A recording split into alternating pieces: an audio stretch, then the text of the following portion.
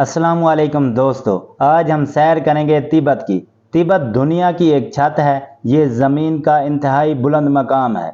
इंसानी आबादी इसके बाद ख़त्म हो जाती है और दुनिया केटू और माउंट एवरेस्ट में सिमट कर रह जाती है। तिब्बत 1950 तक आज़ाद मुल्क था।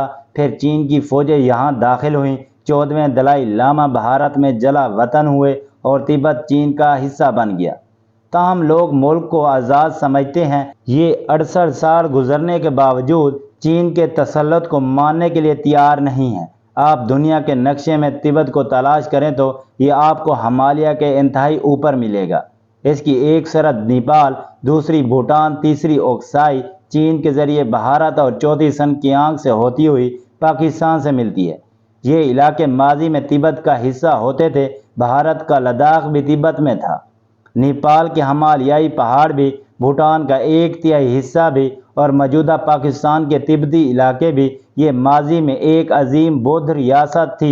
महात्मा बुद्ध 480 कबल मसीह में पैदा हुए। उनकी तालीमात भारत और पाकिस्तान तक महदूद रहीं, लेकिन बौद्ध रियासत ने मजबूत रियासत की शक्ल तिब्बत में पाई। लेकिन वीडियो के आगे बढ़ने से पहले मेरी आप तमाम दोस्तों से गुजारिश है कि चैनल को सब्सक्राइब कर दें और साथ दिए गए घंटी के निशान को दबा दें ताकि हमारी हर नई आने वाली मालूमाती वीडियो का नोटिफिकेशन सबसे पहले आप दोस्तों को मौसूल हो सके। तिब्बत वस्त एशिया का एक इलाका है जो अब चीन में शामिल है। ये तिब्बती अफराद का आबाई वतन है। सतह समंदर से 4900 फुट की औसत बुलंदी पर वाक़ होने के बायस उसे दुनिया की छत कहा जाता है। तिब्बत 1912 से 1951 तक एक अलग मुल्क की हैसियत रखता था। 1951 में चीन ने इस पर हक दावा किया और उस पर कब्जा करके अपने मुल्क में शामिल कर लिया। इस खित्ते का दारुल हुकूमत लिहासा है। तिब्बत एशिया का वो इलाका है जिसे दुनिया की छत भी कहा जाता है। ये बर्फ़ से ढके पहाड़ों और दुनिया के बुलंद तरीन सतह मुर्तफ़ा पर मुश्तमिल है। दुनिया की बुलंद तरीन कस्बात में से कुछ तिब्बत में हैं। तिब्बत दुनिया का बुलंद तरीन खित्ता है जो सतह समंदर से औसतन 16,000 फुट ऊंचा है। तिब्बत इस वक्त चीन का एक खुद मुख्तार करार दिया जाने वाला इलाका है। ये सारा इलाका बुलंद पहाड़ों और एक सर्द और बर्फीले सतह मुर्तफ़ा पर मुश्तमिल है। इसके साथ कोई हिमालय है। यहाँ से एशिया के बड़े दरिया निकलते हैं जो चीन और पाक और हिंद की तरफ आते हैं। इनमें ब्रह्मपुत्र शामिल है जो बांग्लादेश से होकर खलीज बंगाल में गिरता है।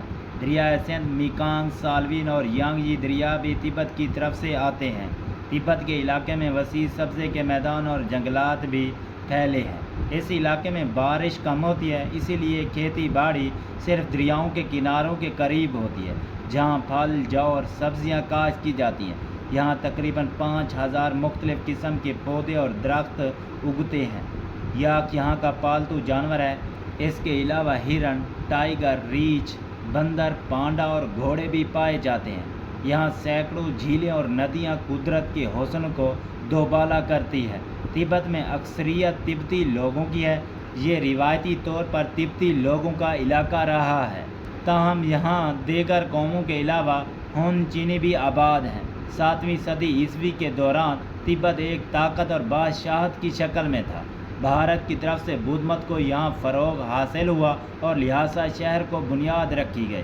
17वीं सदी में दलाई लामा तिब्बत का हुक्मरान बन गया। 18वीं सदी के शुरू में ये चीन के कंट्रोल में चला गया। ये इलाका कई दफ़ा चीन के कब्ज़े में आया और कई बार आज़ाद हुआ। मंगोल भी इस पर काबिज़ रहे। 18वीं सदी में पहली बार हिंदुस्तान की बरतानवी हुकूमत ने तिब्बत के साथ ताल्लुकात पैदा करने की कोशिश की, मगर 17वीं सदी के आखिर में गोरखा जंग के बायस अंग्रेज़ इसमें कामयाब ना हो सके।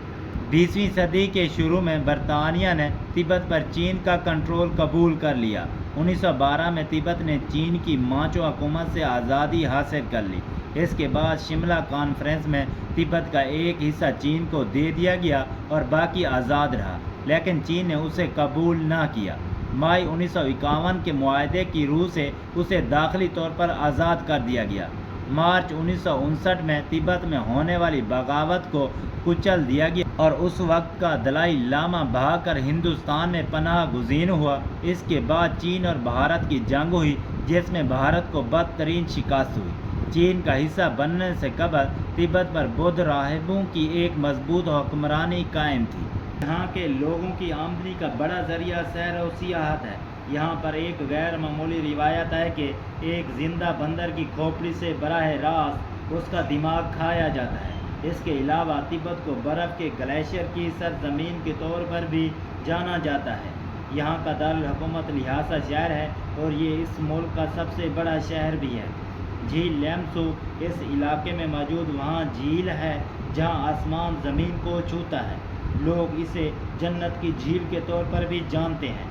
یہ جھیل سب سے بڑی نمکین جھیل کا اعزاز بھی رکھتی ہے۔ اس علاقے میں بڑے سائز کے کتے بھی پائے جاتے ہیں جو یہاں پر گوشت کے فرائض سر انجام دیتے ہیں۔ تبت میں آپ انہیں ایک ساتھ یا کافی تعداد میں دیکھ سکتے ہیں۔ یہاں کا دارالحکومت لھاسا شہر ہے جو 3600 میٹر بلندی پر واقع ہے۔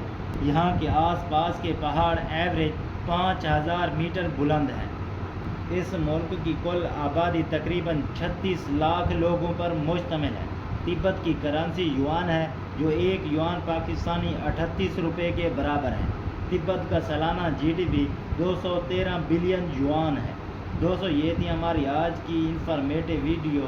آپ دوستوں کو ویڈیو کیسی لگی ہے کمنٹ سیکشن میں اپنی رائے ضرور دیں اور ویڈیو کو ایک لائک کر دیں۔ شکریہ۔